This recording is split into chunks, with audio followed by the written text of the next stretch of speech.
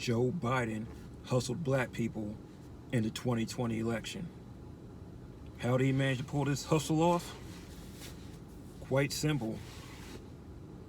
He took a black vote, and by black, in this case I mean black people that descended from slaves in the United States. He took the black vote by fear of Donald Trump. Plain and simple. And the reason why I say he took the vote, as in he hustled black people, you can simply see by the way that Black Lives Matter responded to Joe Biden. They said, we won, once AP projected his victory, and after the fact, they came at him with a letter saying, hey, we need the police to be defunded. Hey, we need these reparations. Look at our economic situation. Well, voting is an exchange. It's a reciprocity. You set that up at the beginning. Say, hey, I'm going to give you my vote. You put this on your agenda. We make it happen. There's no way for Black Lives Matter to hold Joe Biden accountable. They didn't demand the right things from him. They were anti-Trump. Why were they anti-Trump? Because of fear. You can say, hey, his rhetoric was a little bit more brash than people were used to. He even referred to the protesters surrounding Black Lives Matters and things of that nature as terrorists. Okay, well, Barack Obama called them thugs when they were in Baltimore. What's the difference between the two in that case? It's a matter of semantics. It's a matter of who says it. Now, brings me to my next point. Once we get past the semantics, you can say, hey, Donald Trump didn't come through with COVID, withheld information. You can definitely hit him on that one, saying, hey, he didn't disseminate information to the states that they needed or provide the proper guidance.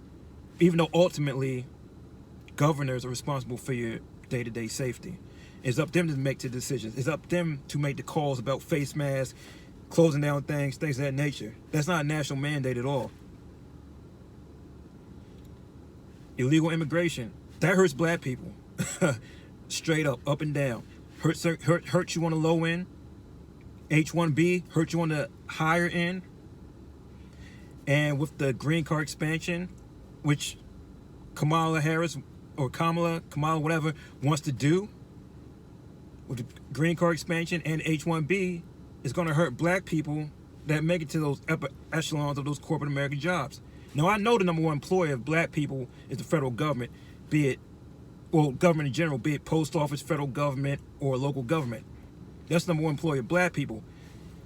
They're making money off of taxpayers' dollars.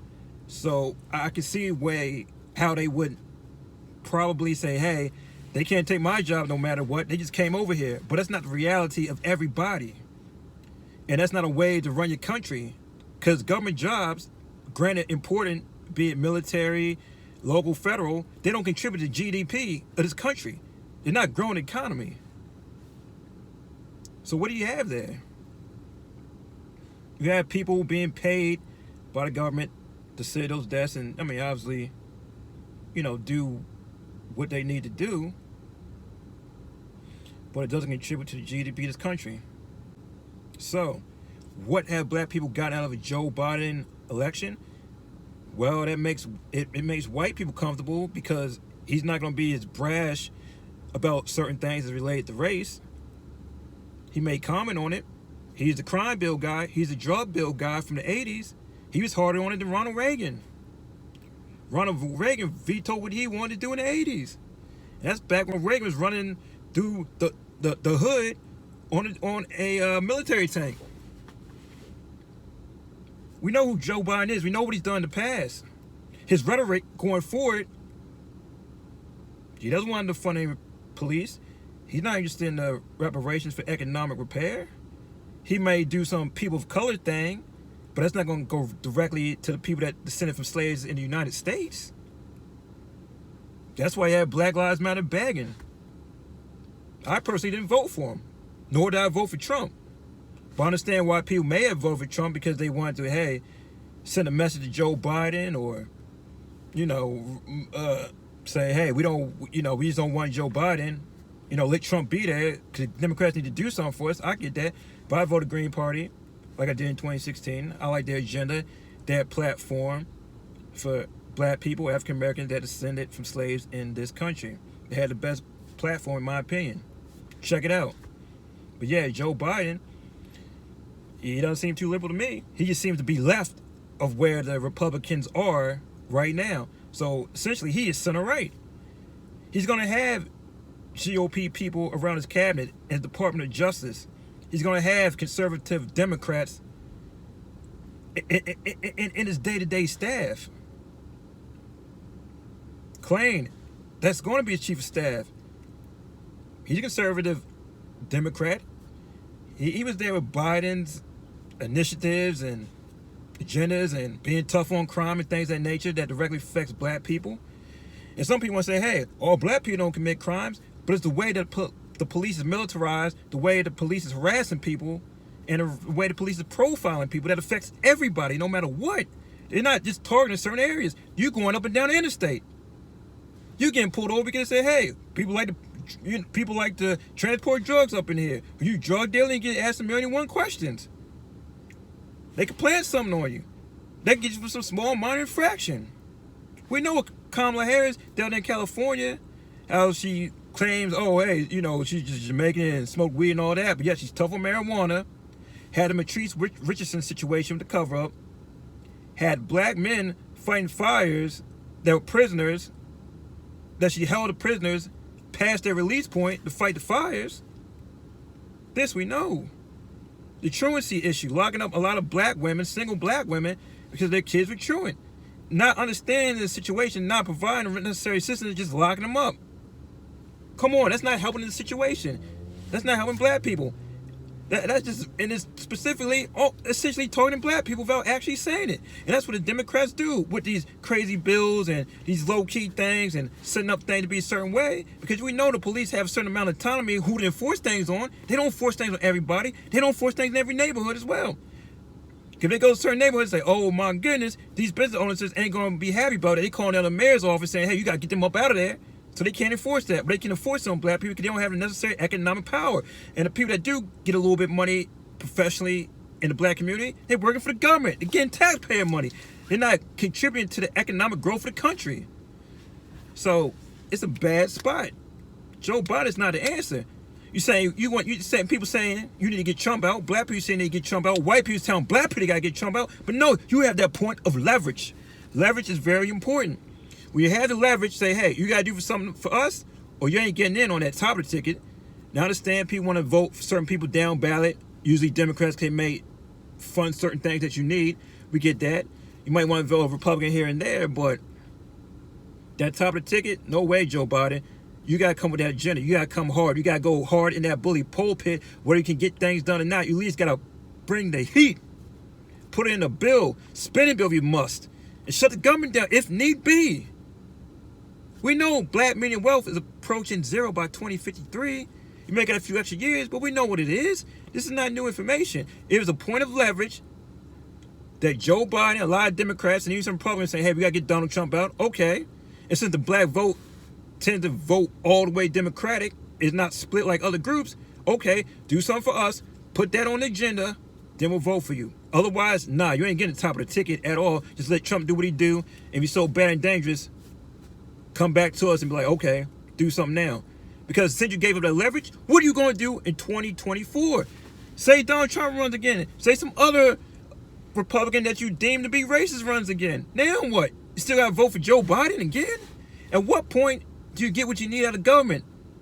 Because we found out during the Obama era, some specific groups can get things out of the government. Before it was that whole rising tide lifts all boat and this and that and just carry the poor people and these programs that benefit everybody. But eventually we found out that you can do specific things for specific groups of people, and that needs to be levied onto black people as well. Saying, hey, get this done economically, get this done with criminal justice reform, mass incarceration, defunding police. And by defunding police doesn't mean you don't have protection. You can go to a public safety option, similar to they have at these private universities that Joe Biden has seen being around Pennsylvania, Delaware, what have you. He knows what it is. Get that public safety in place, less authority or less gunpowder and less authority in certain situations, just to, hey, make sure the community's safe, things of that nature, no violence, stuff like that. So yeah, what is Joe Biden going to do? I don't know. But I know he hustled black people. And I indirectly get hustled, but I didn't vote for him. But you see how Black Lives Matter came at him after the fact? That's what's supposed to be done beforehand. It's saying, hey, we did this for you, now do something for us. Nuh-uh, that's not how it works in politics. You got to get it done first, and you go to the voting booth to confirm it, and you expect to get what you're going to get. Or at least they're going to make an extraordinary effort to get you what you need. So, yeah. I don't know what to say. It's going to be a long 4 years. Joe Biden gets to run and rule and govern conservative like he wants to, like the conservative that he is. This ain't no win for black people. Joe Biden is no win for black people. Kamala Harris is no win for black people. We know the history. We know their rhetoric. And we know their agenda. It doesn't align with black people at all. You may get some trickle-down liberalism to help you out. Maybe student loans, I don't know. But not enough black people go to college to benefit. And does that only apply to federal loans? How about the people that got private loans? Now what? But that student loan situation can definitely help a lot of white people and help them preserve their wealth. It might just bring back people back to zero. They were all the way in the red. Just bring them back to zero, which we're heading to anyway in 2053. So come on now. It's about strategy. It's about gaining leverage. When you have that point of leverage, you don't let it go like that. I'm just very disappointed. I'm just saying black people got hustled, but I'm just saying that's unsophisticated voting. Pretty much dumb voting. Reciprocity. Get something in return for your vote. Say, hey, this is what we need. Give me this. So yeah, it's going to be a long 4 years. You probably see police killing just like you did with Obama. But the only thing is you have a different response. But doesn't necessarily mean anything's going to change. We got a blue alert executive order from Obama when all that mess was going on, when the police killings increased on his purview. So nah, Biden is standing by his crime bill. Some say he tried to pull back a little bit on it, but he's not doing necessary things to make amends for his crime bill. For his drug bills in the 80s, he's not doing those things to make amends for it. That's the least he could do. And then you get back into the economic situation. Small business loans, right? Reparations, be it for Jim Crow, slavery. We still got Jim Crow survivors out there. Mass incarceration, what are we going to do about that? How is turning illegals to legals in this country going to be helpful? Isn't that going to come for our jobs? We have double unemployment as black people. And we got people coming over illegally. A lot of them come from colorless countries, talking about they want a better life, but they're going to be on the backs of black people. So what are we going to do there with illegals, H-1Bs, green cards? We know how that is. And you say, hey, Trump emboldened certain people.